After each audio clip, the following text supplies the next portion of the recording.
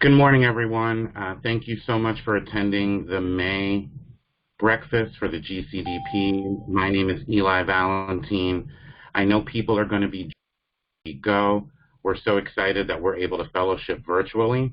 I know it's not the same as being together, but the fact that we're able to come together as Democrats is a great sign of the strength that we have, and now we need to come together more than ever.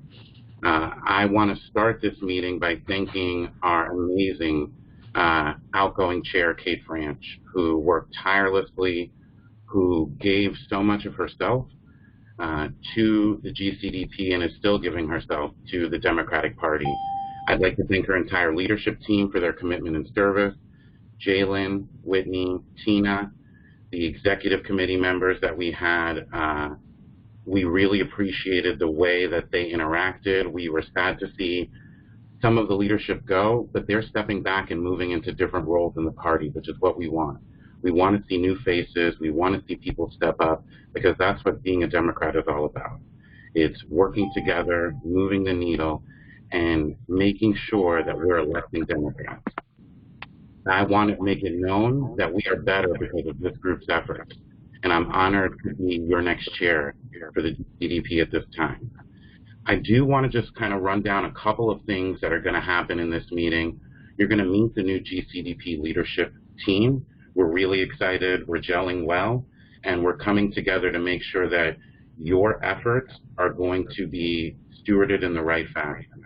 I'm so excited with the elected team that is here. We have some work to do to get some of our leadership team nominated at our next executive committee meeting, but I'm very encouraged by the work that everyone has done and the way that our committees have stepped up to continue the efforts that they were running under Kate. We're going to learn about voter protection efforts today in the state of South Carolina with our Director of Voter Protection, Shaundra Scott. She is an amazing person that you will see firsthand through her presentation today. Last bit of housekeeping rules I want to go over is the form that we're going to use for this conference call that's virtual. Laura Kate, our amazing communications coordinator, is going to be controlling things from the back end. So she will be muting you. Please stay muted so that we can focus on hearing the speaker or the presenter at that time, and make sure that everyone is able to hear clearly. We are going to take questions later on for our speaker. Please feel free to send those to Laura via chat.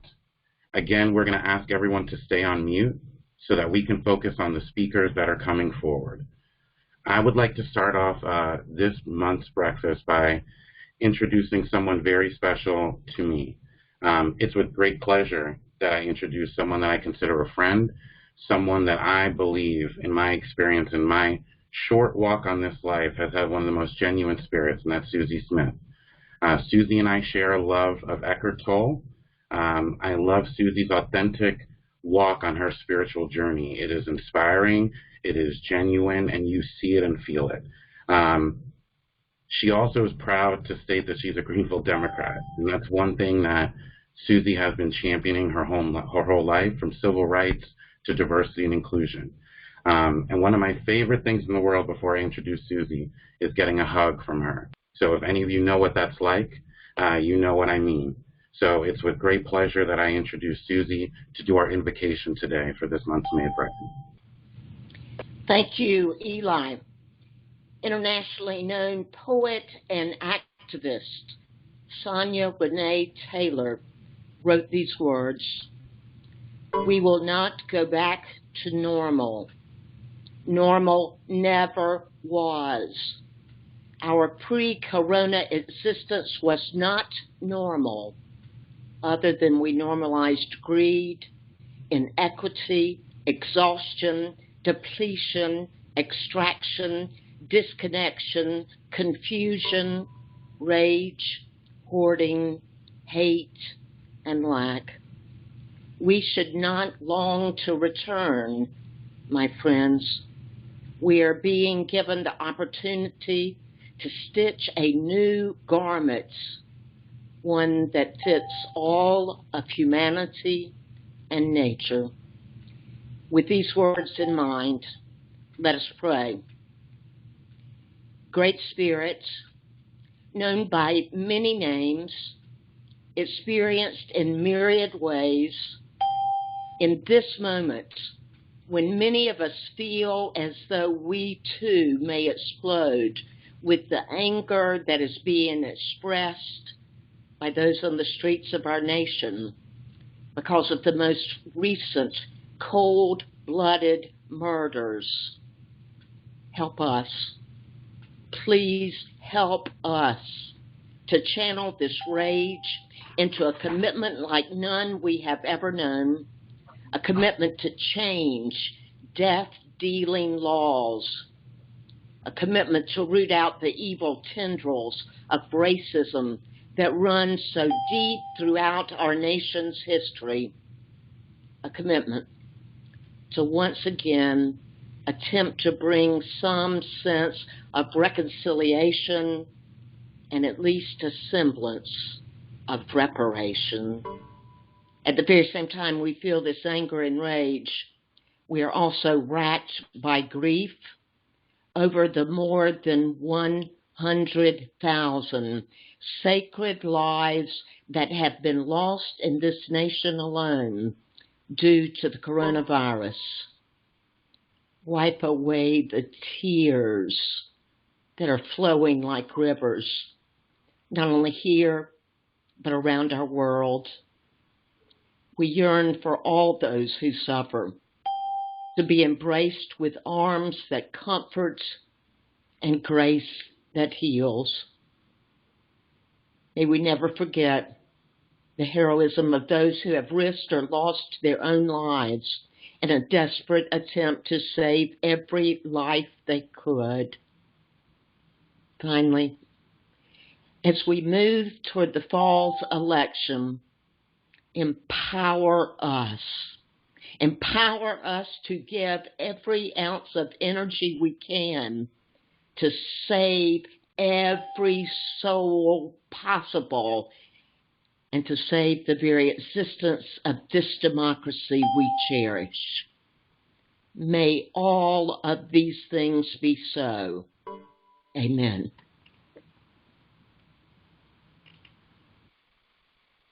Thank you so much for that, Susie, and for your words. It's a trying time in our country because of the COVID pandemic, but also the way that we continue to see a systematic treatment for our communities of color, specifically African Americans in our society. I think it's incumbent upon us to be reflective and see how we individually can be the change we want to see, looking at our own implicit biases first. I know I have them. I know I experience them, and I need to do better. And it starts with each of us taking a look, a deep down look at ourselves, sometimes at the hard truths that we don't want to admit, but that's okay. An awareness and an acknowledgement of an attitude of doing better and making our society more reflective of what we want to see is what we have to do and why we're put on this earth.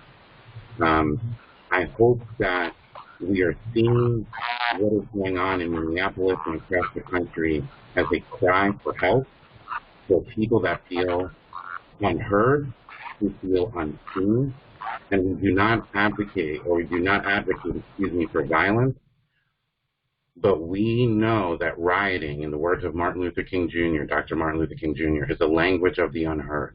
And I want everyone to keep that in mind. When people feel oppressed, they react in different ways, and our job is to hear them, not just listen to them, hear them, and understand what they're saying and work to make change.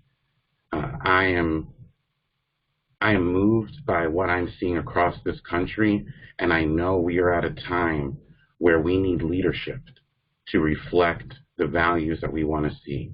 Let's create that atmosphere in Greenville. It starts with our local leaders here in Greenville, where we can lift up those who are unheard, those who feel marginalized, and we're giving a voice to them to not only change our culture, but change policies that are systematically put in place to keep our African American citizens, our Hispanic and Latino citizens, our LGBT citizens down.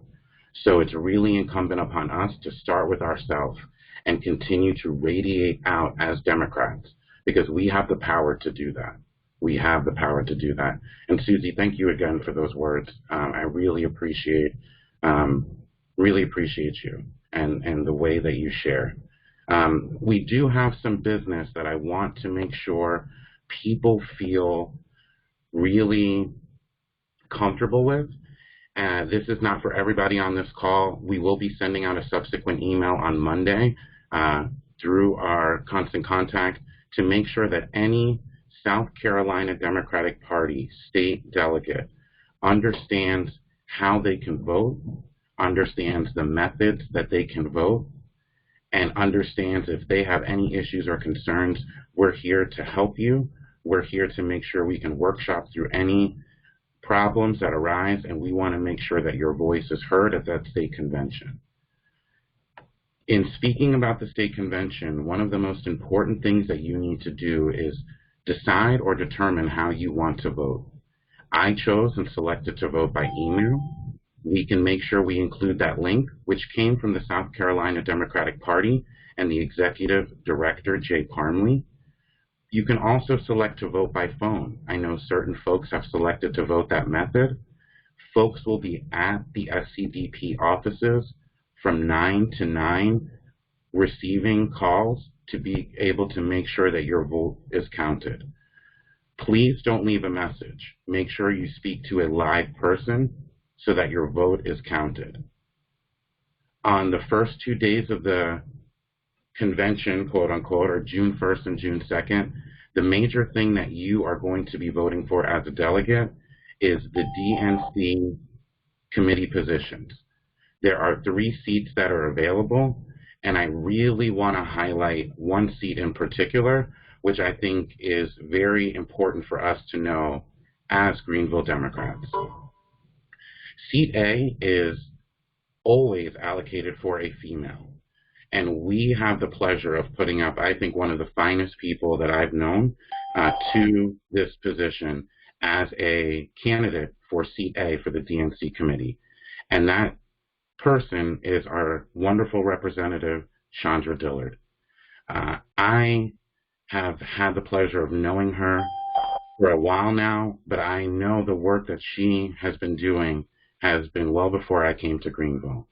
There's a quote by Roy T. Bennett that says, "Listen with curiosity, speak with honesty, and act with integrity." And if there was a definition of that quote, I believe there'd be a picture of Representative Shaundra Dillard by that quote. And why I believe that so much, I woke up this morning thinking about that quote, and she is someone that's curious. If you see Representative Dillard, she's observing. She's not always the one that's talking, which is a bonus when you're a politician. You don't find that often. She's gathering facts. She's interested in people. That curious nature has made her an amazing public servant, an amazing deliverer of constituent services. Shaundra is honest. She's someone that always speaks with honesty. Think about in your own experience with Representative Dillard.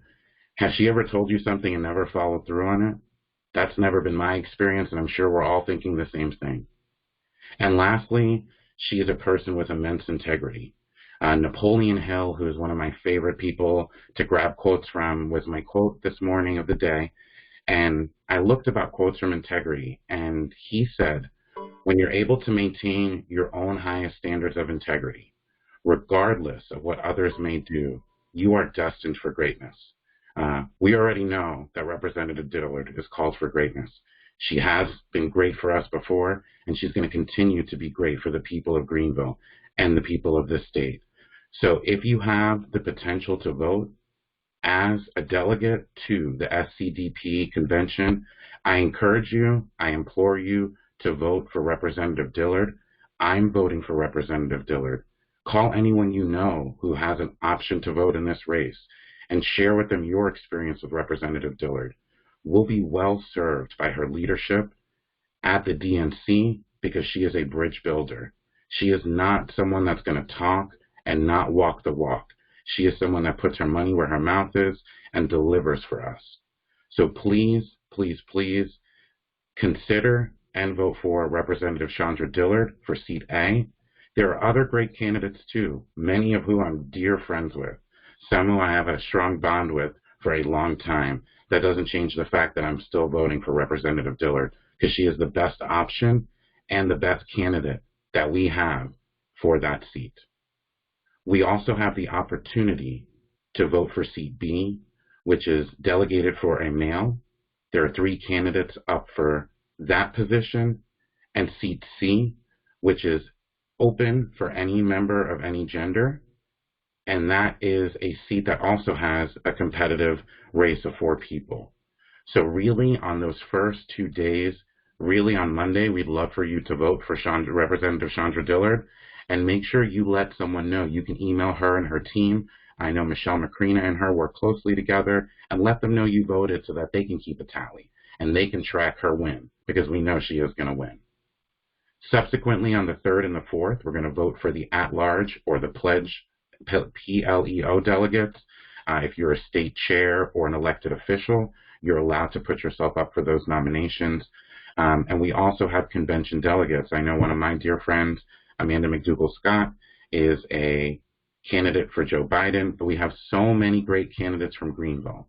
And how I want you to know how you vote is if you selected Vice President Biden as your preference for the presidential race, you will vote for the Biden-specific delegates.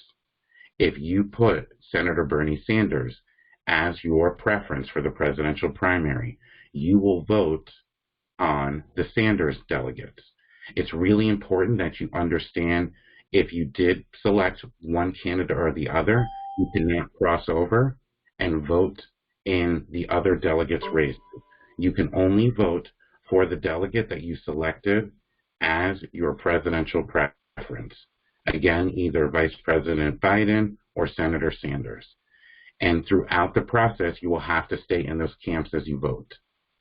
They are doing a large convention where we will vote on the rules and some of the platform planks that we have put up, which start at our precinct reorganization at the local level. This is taking place on June 6th, Saturday, and the SCDP has sent out a link. We will make sure we include that in our email blast on Monday as well. To follow up, we will be taking questions via the chat to Laura about this specifically, but feel free to reach out to our team at the GCDP. You can also reach out to Jay Parmley, who's the Executive Director of the South Carolina Democratic Party. That kind of takes care of the business of the convention. We know that there are a lot of questions and a lot of conversations that need to happen about that. If you have any questions, I know there's some coming up in the chat right now. Please explain if there's a rationale for voting for Sanders delegates, if you agree with some of his platform issues. So, Lisa, great question. We are working with the state party and following their rules. So how that works, Lisa, is if you selected the Sanders presidential preference, you can only vote on those. So it's not about different planks for the delegates. The 6th, June 6th, is where you really want to plug in, because that's where the different planks that become part of our platform come into play. So June 6th is really where you want to plug in. That's the large convention that we would normally do in person. And Katie, thank you for answering Lee's question. I really appreciate that as well. Now we're going to kind of pivot to our next section where we're going to meet the new leadership team. And I'm going to pivot to our second vice chair, who is Sharon Garrett.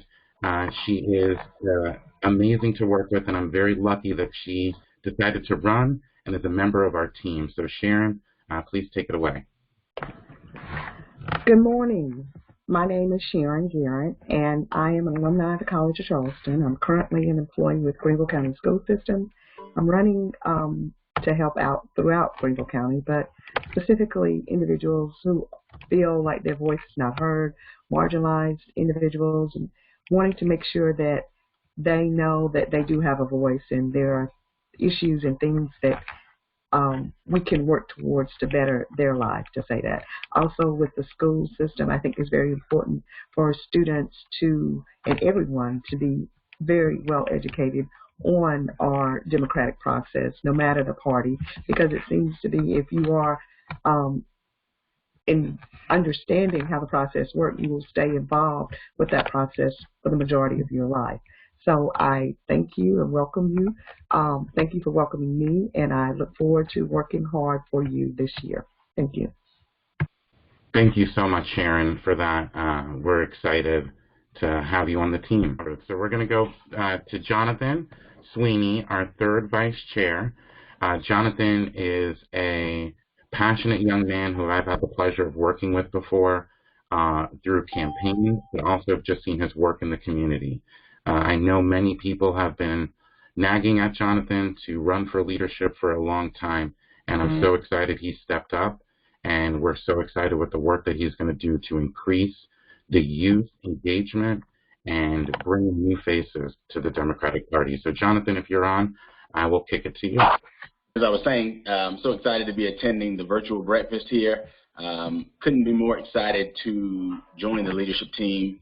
I'm glad that you all have voted for me. I thank everyone that did vote for me, and even those that may not have voted for me, I'm still here to work for the whole county party, and I'm excited to get more Democrats elected up and down the ticket. And so we ask, of course, with this leadership team that you would just continue to support us in whatever that looks like. We'll be continuing, obviously, some things that we've done in the past that have worked well. And, of course, we will probably be doing some new things that may seem a bit different, but I think that we have an effective strategy going forward. So we just ask for your continued support, and we look forward to working hard to elect Democrats. Thank you so much. Thank you so much, Jonathan. It's great. It's great to see you engaged and involved. I know folks have been really excited to see you step up. I'm really excited to introduce our only member of the leadership team that is coming back as an incumbent. Katie has served our executive committee so well. She is a great ambassador for the GCDP.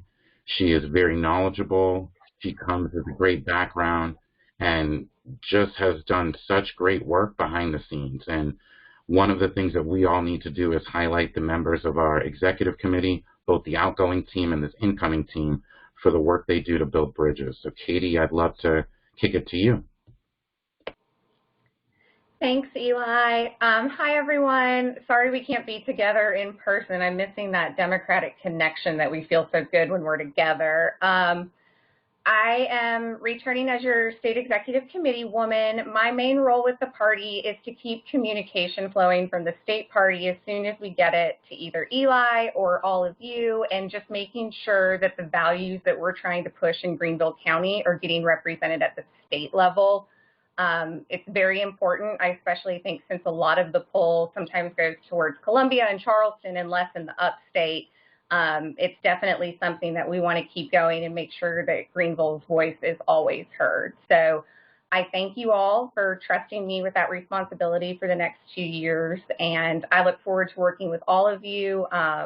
If you ever need anything, please reach out to me. My information should be on the South Carolina Democratic Party website, my phone number and email. So if anybody needs anything, just let me know. Thank you so much, Katie. I really appreciate that. And we're so excited to have you back. It is with great pleasure now that I kick it and introduce the next member of our team. We have a newly elected male executive committee member, Paul Merlot, and it is just such a joy to know Paul and to work with Paul, because if you do, he is one of the hardest working people that we have in the GCDP, and we're so excited that he's made Greenville his home, and for all of you that know, we're keeping him here. So Paul, I'm going to kick it to you, my friend. Thank you. Good morning, everyone. It's a great pleasure to be with you today. I want to reiterate what everyone else has said, which is I'm looking forward to the time where we can gather together and be with each other in person. I want to also just kind of mirror what Katie said. My responsibilities are very similar to hers, to be an accurate and clear conduit of communication from our local party to the state party and from the state party back to us, and to also advocate for the platform positions and the perspective that we have here in the upstate and especially in Greenville. So I'm looking forward to working with all of you, getting to know all of you better, serving in that capacity, and also to becoming a clear and very articulate voice for progressive thought and liberal thought here in our party. Eli, I want to thank you for that warm introduction, and I want to thank everybody for their support, and I'm looking forward to working with you all in the coming 2 years. Thank you. I'm going to introduce our newest, but not a new face to the Democratic Party. It's my honor to introduce Eric Graben, who is our newly elected male alternate executive committee member. Eric is a major and a huge reason why our local party is in the position it is to flip seats, why we flipped seat in the city council race.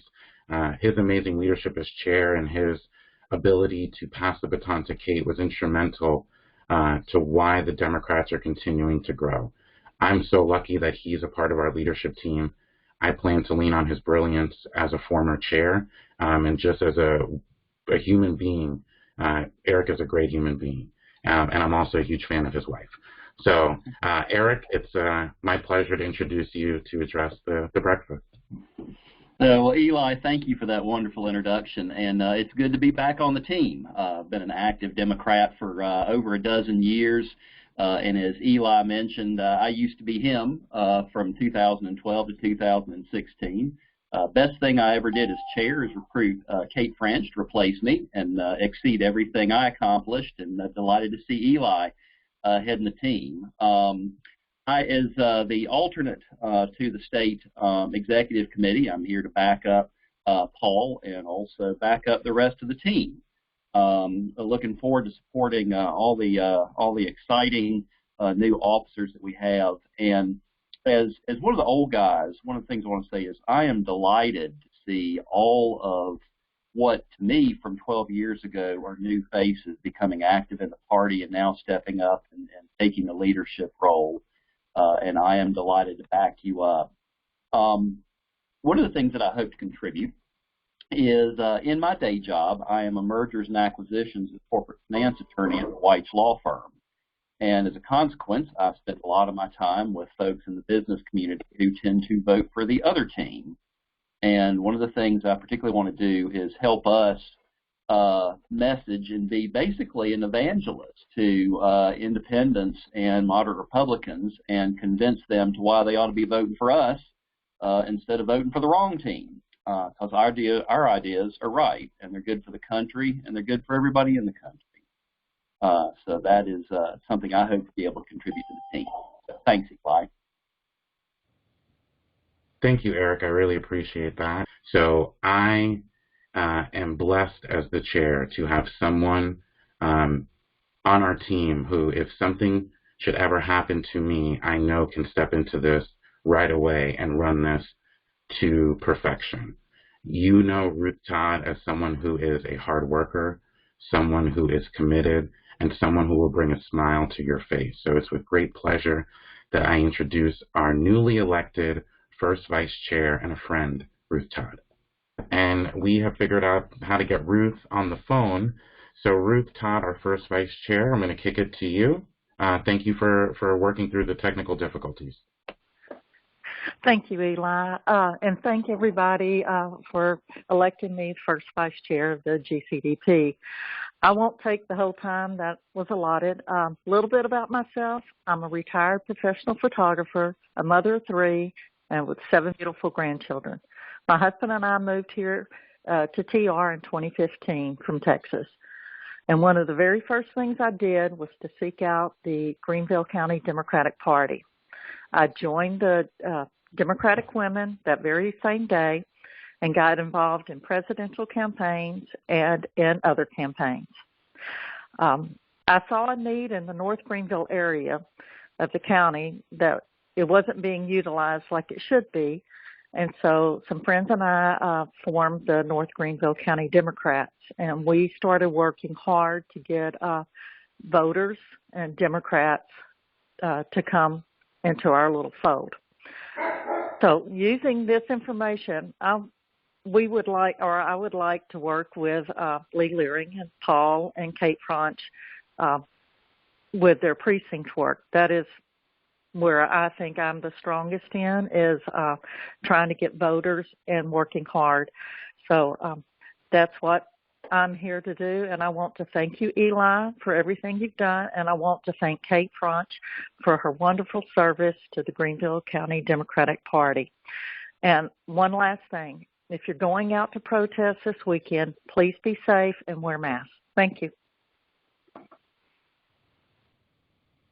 Thank you so much, Lee. I really appreciate that so much. And we are excited that we are building support in all corners of the county, the northern part, the southern part, and we know through the census that the districts are going to change. The congressional districts are going to be rewritten. So the work that we're doing now, though it might be directly applicable to these exact districts, the work we're doing is so vital because we're building infrastructure, we're building awareness, and like Eric said, and I love what he said, we're building the tent. We're building a bigger tent, bringing in people that know where they might have been before is not where their party is now. And we want to be welcoming because that's how we become the majority party in this county and through the state. I'm going to now move into the guest speaker portion of the breakfast. So excited, so very excited to introduce our guest speaker and talk about voter protection in our state. We know the efforts that the other side goes through to disenfranchise people, to intimidate people, to scare people into not voting, into having hurdles and loopholes to go through voting. And there are people on our party who have really allowed for a long time those values to just get squashed, the values of protecting the vote, the values of giving each person that ability to have their voice heard through the ballot. And it's with great pleasure that I see so many people across this country taking an interest in protecting voters' rights and expanding voters' rights and becoming more knowledgeable in how you as a citizen and as an individual can help your fellow voter in exercising their right. So we are going to talk about the Voter Protection Unit of the South Carolina Democratic Party. And the Voter Protection Unit is a newly formed joint effort between the SCDP, Fair Fight, which is Stacey Abrams' organization, and the Democratic National Committee. Its mission to protect voters' rights in elections across the country. We saw the need through the Abrams race and the Georgia gubernatorial contest, the need to protect voters' rights as people were kicked off the rolls, people were not allowed to exercise their individual rights. And as we face the pandemic of COVID-19, we need to know how we can safely and efficiently execute our elections, and that has to be our highest priority. It needs to be something that we ensure, and I believe it's something that the Democratic Party needs to take the leadership position on. This organization is poised to make an impact in our state because of the structure the Voter Protection Unit, which is commonly called VPU, intends to implement. They're all about fostering relationships with state and local election commissions and boards, which will allow us to empower voters to feel more confident in their abilities to see free and fair elections being carried out, from our local county council races to our presidential preference primaries that we have, through our First in the South primary. And that's why, just real quick pivot, why it's important to vote really smart and capable DNC members is one of the reasons we are the First in the South is because one of the DNC members fought for that, and Virginia and Alabama have been fighting to get that away from us. So another plug for Representative Dillard. Just want to put that out there. But back to voter protection as I digress. One of the reasons I know, and I know this deep down in my heart, that I know the unit will be a success is because the leader that they've chosen to head up the operation, Shaundra Scott, Esquire, is one of the top legal minds in the Southeast. She brings a wealth of knowledge, experience, and passion to the position of the Director of Voter Protection for the South Carolina Democratic Party. In her capacity as director, she has created an entirely new program from scratch, recruited some of the best and brightest to take part in her Voter Protection Council, and has hired a dynamic staff who will complement her leadership style and acumen. Shaundra served as the Deputy Political Director for Kamala Harris for the People campaign, managing political relationships, endorsements, and creative active constituency groups which fostered camaraderie and affiliation to the campaign. She served as the Executive Director of the ACLU South Carolina chapter, leading and growing their efforts into a more established statewide agency. Shaundra is a proud University of South Carolina graduate and received her Juris Doctorate from John Marshall Law in Atlanta. Shaundra is a fluent Spanish speaker and served as an employee of the South Carolina Legal Services, focusing on migrant farm workers. So you know her heart has always been for people that are oftentimes overlooked and marginalized. I have been lucky to work with Shaundra, so I know her very well, and I know firsthand how talented she is. Hands down, she's the best colleague I've had in my 20-plus years of work experience. Let's please give a Greenville welcome to Shaundra Scott, the Director of Voter Protection and my friend, as our guest speaker for the May Breakfast. Thank you so much. Just wanted to double check and make sure that you guys can hear me. Okay, good.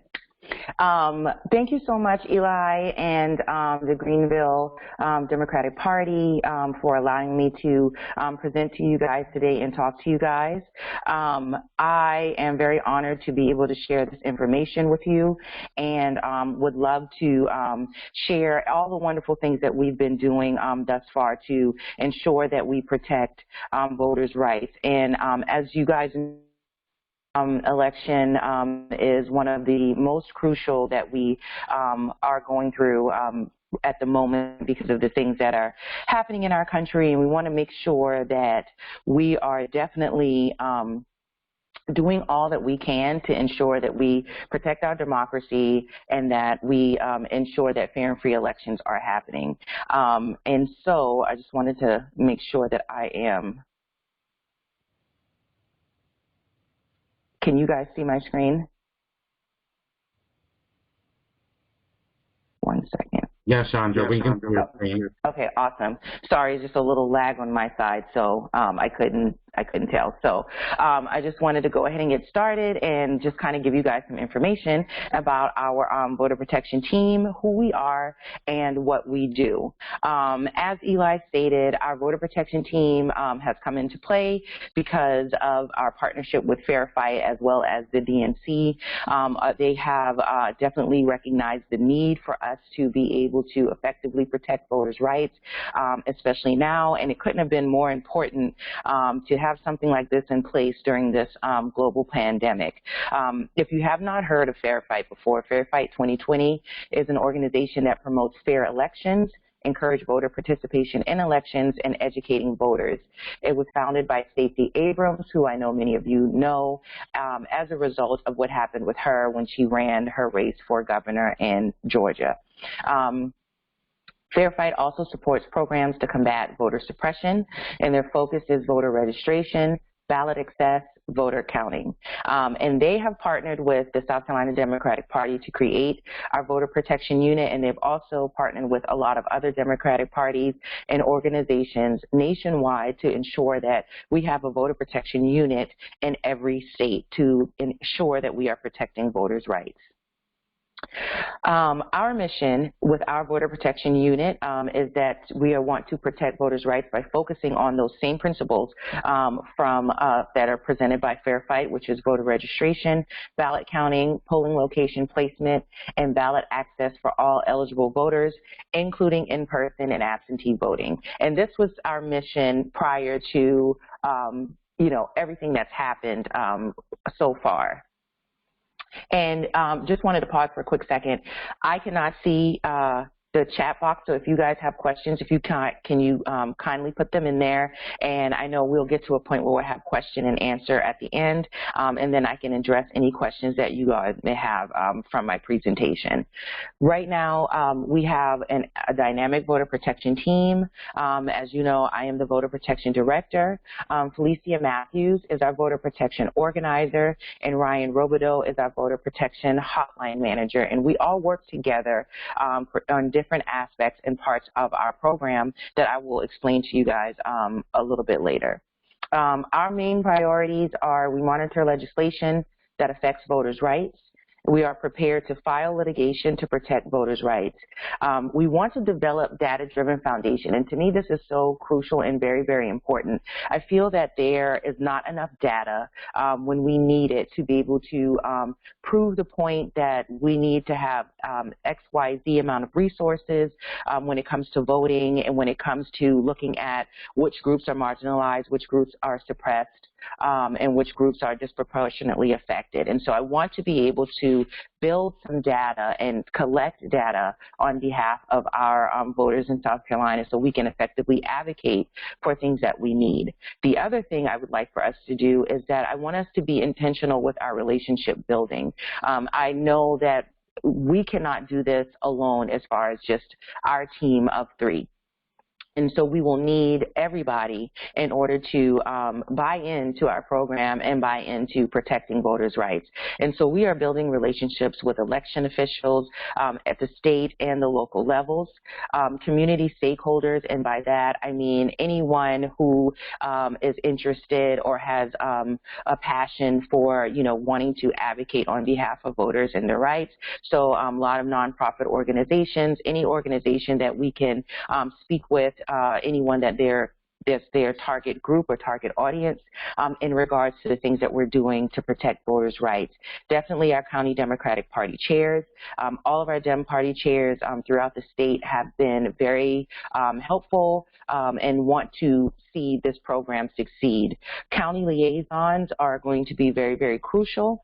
We want to have a county liaison, 1, 2, however many we can get in every county so that we can have effective communications between our organization and our county election official organizations as well. So we want to be a help and not a hindrance to our local county election officials. So if there's a need for assistance to find more poll workers, which I know that is an issue because of COVID-19. We would like to be a resource for all of those election commissions to try to assist. If there's anything that they're running into issues with not having enough ballots, just as examples, we would like to be a resource to be able to advocate on their behalf. We have also implemented a voter protection council. We are always looking for more members to our council. Our council is pretty much how we are guiding ourselves to kind of build all of these relationships and also guide our program in seeing what is important. I really believe in bringing people together so that we can get different perspectives on different issues, because there might not be one right way to do anything, or there might be something that someone else may be overlooking that we can bring to the table. So I like to bring as many minds together so that we can have an effective team. And also we want to include law students and younger people. I want to make sure that we are engaging younger people and our law students that are coming out of law school now with voter protection. A lot of times we're not really privy to all the different areas of law that there are to practice when we're in law school, and sometimes you end up accidentally falling into an area. I don't consider this an accident as far as me falling into this area, because I've always kind of been in nonprofit and social justice and public service, but had no idea that you could serve as an attorney and protect voters' rights in a political capacity, which are the two areas that I really love. So I want to, I'm really excited about getting more younger people and law students involved. in our program. Right now, we have current litigation, and this is why our organization and our group is so important. We filed, we were parties to various lawsuits that's been filed between in April. And the first one was what we filed a federal state case in South Carolina. That case, as you can see here, was dismissed. However, that case, we had a hearing on that case the morning that at 11 o'clock, and by that afternoon was when that legislation, the state legislation passed to expand absentee voting. And so it was dismissed because legislation had already acted, and also our court deemed that because legislation acted, that this was a political question versus a statutory question to be heard in court. So even though the case was dismissed, I still consider it a win. I consider that because of the fact that we had this case pending, as well as the ACLU had filed the case, that we did put some pressure on our legislature to act, and they did so by expanding absentee voting to include COVID-19.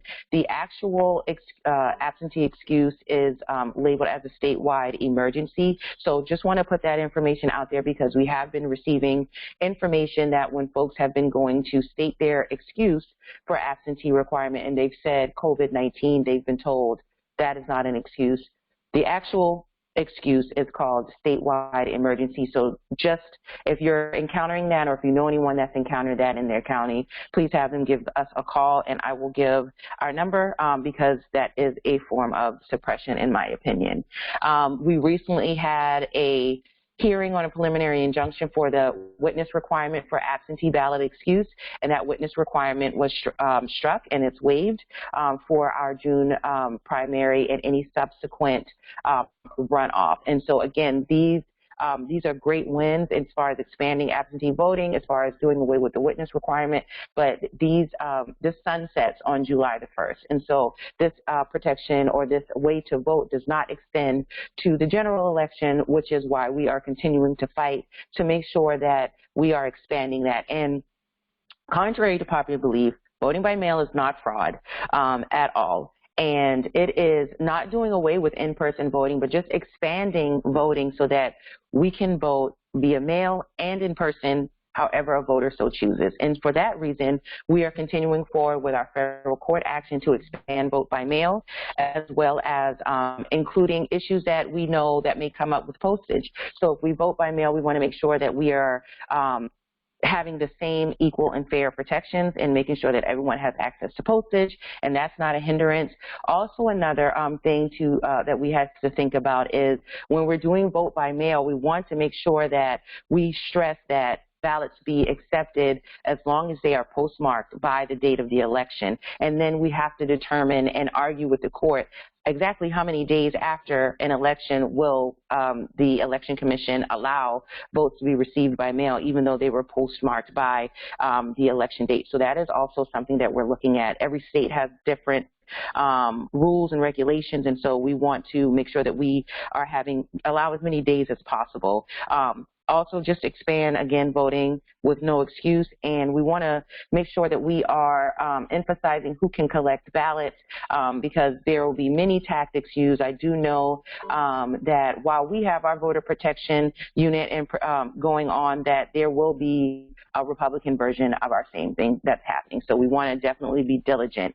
And because of that, one of our principal tasks is to build our volunteer program. Our volunteer program will help us through our primary and our November election. Our volunteer program was excellent in our primary. We woke up that morning to do our hotline, and we had poll watchers on the ground to find out that about 426 people in Greenville County alone did not receive their absentee ballots on the day of the presidential primary in February. So things like that are happening around the state, and this voter protection unit is there to ensure that we rectify those things. So we definitely need you to volunteer with us. And ways that you can volunteer are with our poll watcher program. Our poll watcher program, we will have people trained. They will be on the ground at our polling precincts, monitoring, making sure that if folks have any any issues with being able to vote. We had many people who went to vote on the day of the presidential primary and were told that they were not on the list, and they were able to call our voter protection hotline number, which you can see here on the slide. If you can't see it on the slide, I will say it out loud right now, and I'll repeat it again later. It's 1-855-785-0222, 1-855-785-0222. And people were able to call that line, and we were able to direct people, let them know where their precincts were. There were people that did not have rides to the polls. So we need volunteers for all of those things. If you have anyone that wants to be a poll watcher, Felicia Matthews, who I mentioned earlier, is our organizer. Ryan Robideau is our hotline manager, and we will be operating a remote hotline for the primary because of COVID-19. Usually we are all in one place, but we will be running a remote hotline, and so you can volunteer to do that. We are in need of boiler room attorneys. I will be able to share a link for any attorney that wants to volunteer. In pre-COVID, we had a main boiler room in Columbia, and then we had a regional boiler room in Greenville, and we had a regional boiler room in Charleston. And so as of right now, because of COVID-19, we are operating everything remotely. We will be training everyone as far as attorneys. And in our boiler room, I do not mind if it's attorneys, of course, but legal, paralegals, legal secretaries, anyone that has extensive knowledge, political background, are welcome in our boiler room so that we can kind of funnel any issues that come up on the day of election. Where again, we are also looking for more people to be on our Voter Protection Council, and we're also always looking for county liaisons. And if any of those three things you have any questions about, or anyone you want to recommend, please reach out to me, and I can guide you as far as what everything means, what the job description is, what your duties will be, and what's expected. We have many ways that you can stay connected with us to know exactly what we're doing and what we have going on. We just recently had a day of action where we recruited a lot of poll workers and hotline workers for our June primary, and that actually was yesterday. And so we were really, really successful. I believe we sent over 15,000 text messages yesterday, and we operated, I believe, starting at noon, and we had a really great showing. Everyone is really, really excited, really, really involved, because everyone is recognizing that this is crucial to what we had. We have 31 texters volunteer with us yesterday, and we were able to increase our shifts for our hotline from 67 to over 160 shifts. So we're really, really excited about that. We have Twitter, and our handle is SCDP Pro. Same thing for our Facebook page, and you can always stay connected with us by going to our scdp.org website, where there's always more information about our cases, our lawsuits, and press releases as things are happening. And so with that, that concludes my actual presentation, and I am open to answering any questions that anyone may have at the moment. Hey, Shaundra, I wanted to just kick a couple of questions to you that have been pre-submitted, and also some that have been submitted via the chat box as well. So one question I know that you addressed, we all are shooting for no excuse absentee ballot. What do you say, or what would you recommend is our plan B? This was a question posed to us. What's the backup for that? That is a great question. I am always a person that plans, has a contingency for the contingency, and that is not my quote. That is a quote directly from my father, who is a Marine. So that is that.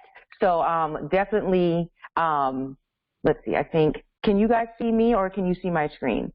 We can still see your screen, Shaundra. Okay, I want to see if I can take this off. Or if maybe Laura, if you want to return back to the host. I don't know how to, give me one. Okay, there we go. Is that better? Can you see me now? Yeah, we can see you. We can see your screen. Okay, good. So always having a contingency for the contingency. So the thing that we are doing, and we've done the same thing as we prepared for June because we did not know what was going to happen with our cases. So for November, between now and November, what we want to definitely do is we want to make sure that we educate. Educate is the key. So we want to make sure that we are letting people know that they are checking their registration. If you qualify for an absentee ballot outside of state of emergency or COVID-19, we want to push people to go ahead and vote absentee if they can. And we want to ensure that we are getting people access to any type of mask, access to gloves. You know, we are hoping that there are going to be funds that will be given to the state in regards to making sure that there are those resources. You know, I've been calling around to the different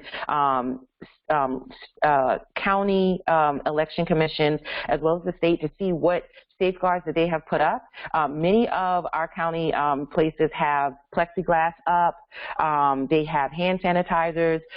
There are some that are providing masks. If you do not have one, when you go in, when you're going to absentee vote, I went to go vote absentee to see what the process was and how it was looking in Berkeley County.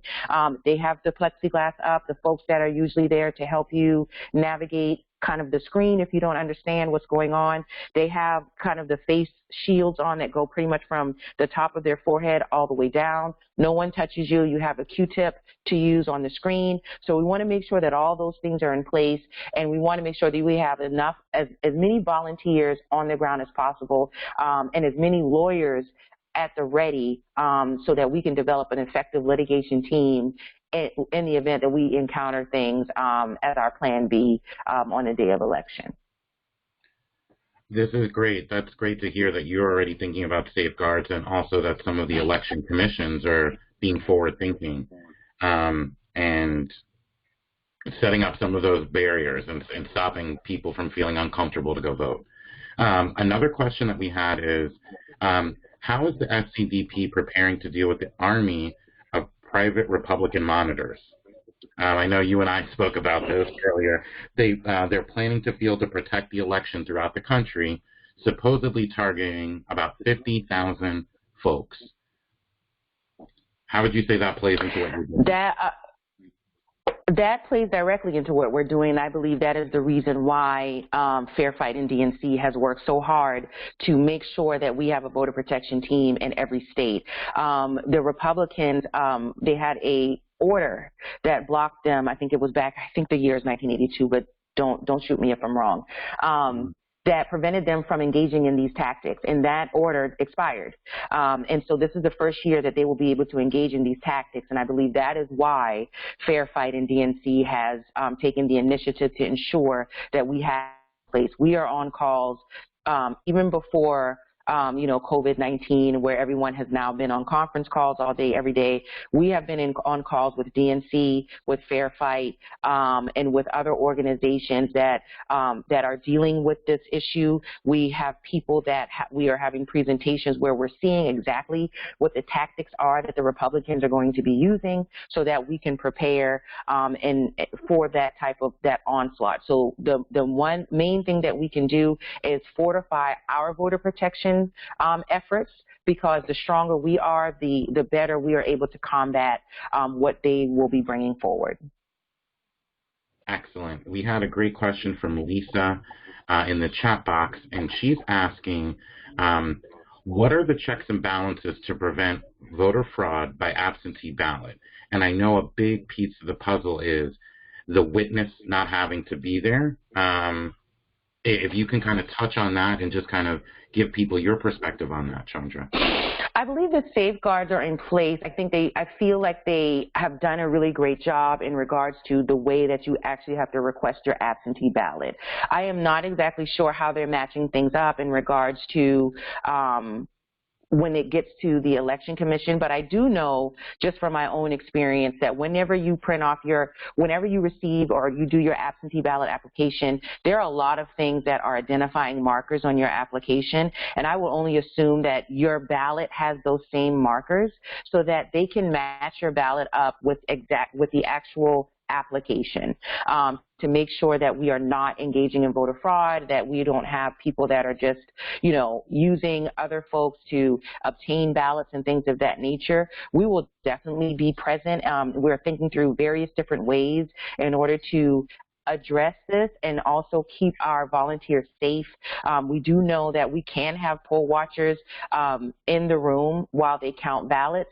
However, I don't know exactly, how many people can be in the room. We're still trying to work through those things so that we can have as much representation as possible to kind of oversee the process. And I know our chair, Trav, is also working very closely with South Carolina Election Commission, communicating with Marcy Andino, Chris Whitmire, in order to make sure that we are pumping out their information and just seeing how we can be of assistance to kind of curb any kind of problems.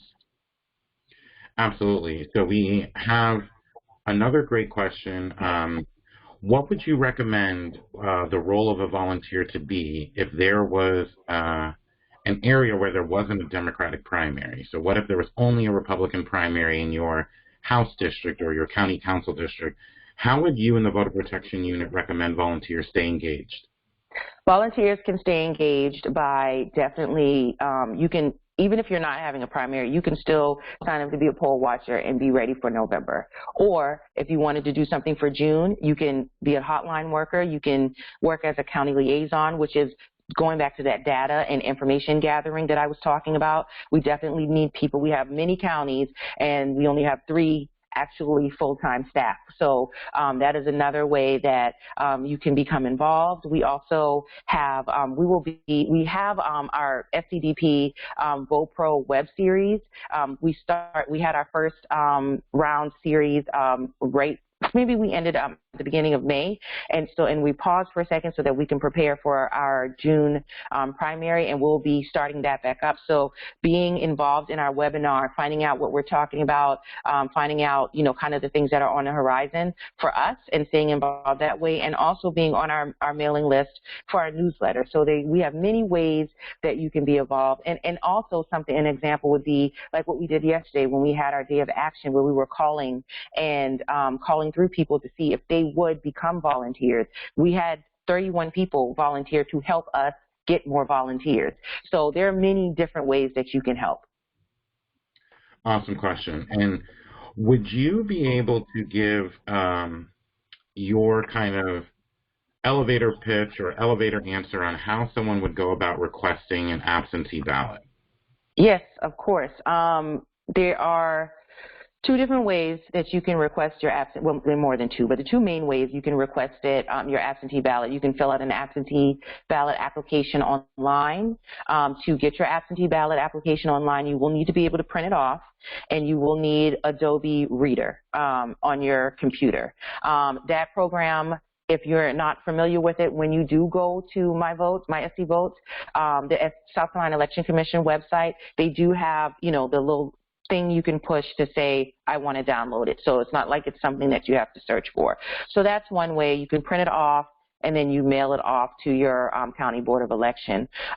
You can also, if you don't have the capability to print it off, you can call and have them mail the application to you and get it that way. And then again, you can also always vote in person, absentee, up until, I believe, the day before the election. And I believe there are going to be some counties that will be open the upcoming Saturday, which is the last Saturday before the election, which I believe is the 6th, yes.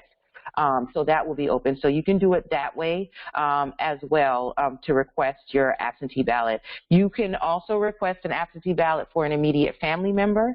When you go through that, you will have to say, how you are related to the person, but you can request for an immediate family or someone in your household. That's great. I'd love to just kind of make it a little not light, but to showcase the importance of why what you do is so important. I know we exchanged a text message about 2 weeks ago about Charleston ballots ending up in the state of Maryland. Can you tell or share some of the horror stories that you've heard from yourself or your colleagues and show why we have to have people checking in after this? Because I think it's so important. Definitely. That was a major one. Having ballots ending up in different places is one of the things that, we have encountered. Another one was in February, we had someone call, and this was the very first time we had operated the voter protection hotline. We had someone who was a poll watcher for us that went to do poll watching, and when you're doing poll watching, you have to, do an oath, and I believe somewhere in the oath it had a mention of so help me God, or some type of language like that. It was against her religion, and she was basically harassed by the person that was the poll manager. She was followed outside, and the statement was made, it's people like you and you Democrats and you atheists that are the problem with our voting system. And she was harassed so much that she ended up calling our voter protection hotline, and we had to get her to the county board of elections, because you can't just go to another precinct. You have to have a credentialing letter with your name and the precinct in order to be a poll watcher, or they won't let you in. So we had to get her to that county so they could give her another letter on the spot so that she can continue volunteering for the rest of the day. So that is another thing. And she was a poll worker. Again, with this order being released or lifted for the Republicans, you can guarantee that they are going to press that being 200 to 250 feet away from the entrance to the precincts and be intimidating. And so we want to make sure that we are watching to make sure that they respect that boundary and that they are not coming in and approaching people in line. We just recently had some stories from Nevada that I believe they had, I think the only early voting location was closed down because someone that was working that particular precinct in that location tested positive for COVID-19, and they shut the polling precinct down, I think, within an hour. I may be off, but very early on in the day for that, and they would not have known that the precinct was closed had we not have had Nevada had not had a voter protection team in place to know that that was happening, and also to know that who the person was that tested positive, because that particular person kind of, I know I was looking for a mask because I usually have one close to show what happened, but if you've been going out and wearing your mask, you have some people that wear it correctly, you have some people that have it below their nose, you have some people that have it down here in their chin, just that kind of thing. And from what I understand, the person that tested positive for COVID-19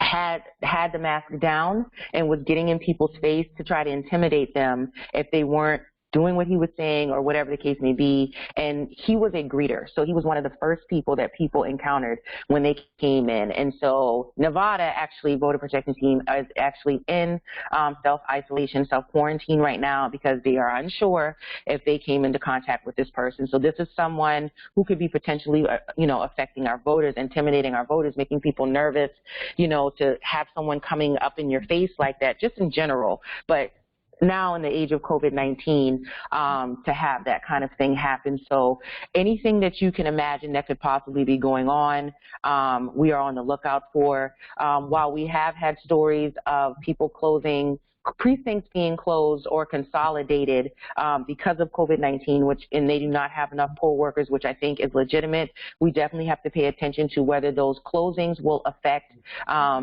disenfranchised communities, rural communities, maybe, communities that don't necessarily have transportation to go out to the new area. So we're seeing so many different things. We're preparing for so many different things. Every time we hear one thing and we prepare for it, we hear another thing that's happening, that's going on. So we're always vigilant, and every day we hear something new that we have to kind of pivot and prepare our program for. Excellent. Well,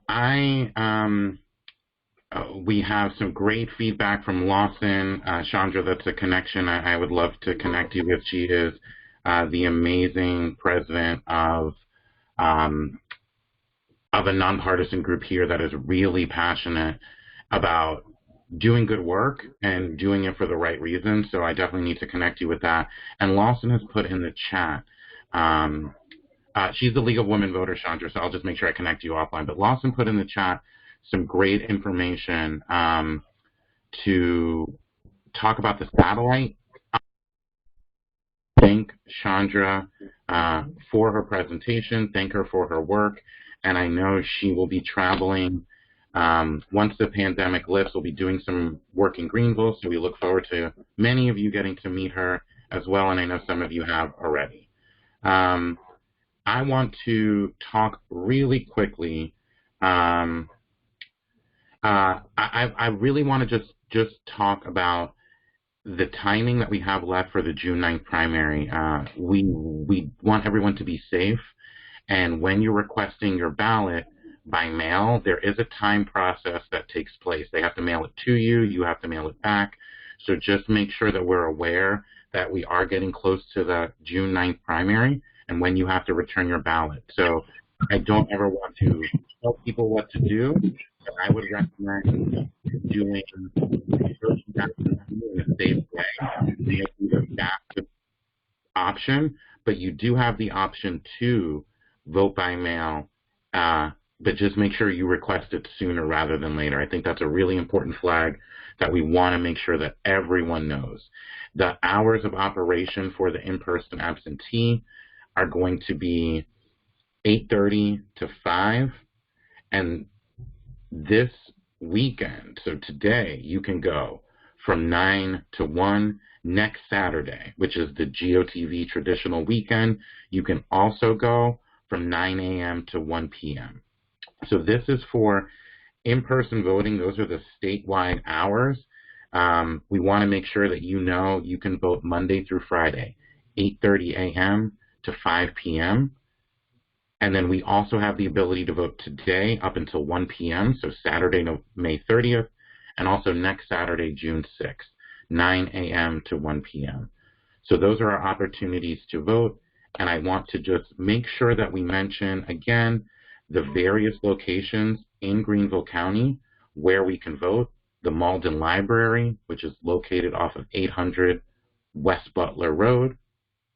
The Mount Pleasant Community Center in the Annex Building, which is located off 710 South Fairfield Road. We have an opportunity to vote at the Travelers Rest City Hall, which is located off of Trailblazer Drive, 125. And lastly, in Greer, our fourth location at Greer City Hall, in the second floor, or on the second floor at 301 East Poinsett Street. So we will be posting this information. We will make sure that our precinct leaders have this information as well so that they can communicate it to their folks in their neighborhoods. And we appreciate everyone so much for bringing their passion to voter protection. A last couple of things that I want to really make sure that everyone knows is that we do have a primary coming up on June 9th. We have the Congressional District, District 3, a primary featuring Hosea Cleveland and Mark Welch. We also have Senate District 7, featuring Attorney Fletcher Smith and Senator Carl Allen. We also have House District 25 with Representative Leola Robinson Simpson, Adrian Atkinson, and Bruce Wilson. I want to make sure that folks are aware of the great work that Erica's doing with Young Democrats. They've started to do virtual meetings. You don't have to be young to attend. You don't have to be young to get involved. They look for support in any person that wants to get involved with expanding our party. I also want to highlight the great upcoming event for the Greenville Democratic Women. They're doing a great interview kind of thing with Jamie Lovegrove from the Post and Courier, who's one of the top and most well-respected reporters in the state. They just came off a great event with Jamie Harrison, so I want to definitely highlight them. We at precinct headquarters today, I hear some movement around outside of me, are doing a phone bank to make sure our seniors know that they have the right to vote absentee. Our amazing precinct leadership team led by Lee Leering, Kate Franch, and Paul Merlot are running that. And I do want to encourage anyone that knows of people, or if you yourself want to get involved in expanding our party, please reach out to Lee and the precinct team, or Kate and the precinct team, or Paul and the precinct team. That's where our bread is going to be buttered. That's where we're going to grow the party. With that, I want to wish everyone a safe weekend, thank everyone for all of their service, and all their commitment to the Democratic Party. And I really, really hope that we all stay safe and remember that each of us has the power to affect change. Thank you. Have a great day, guys. Bye-bye.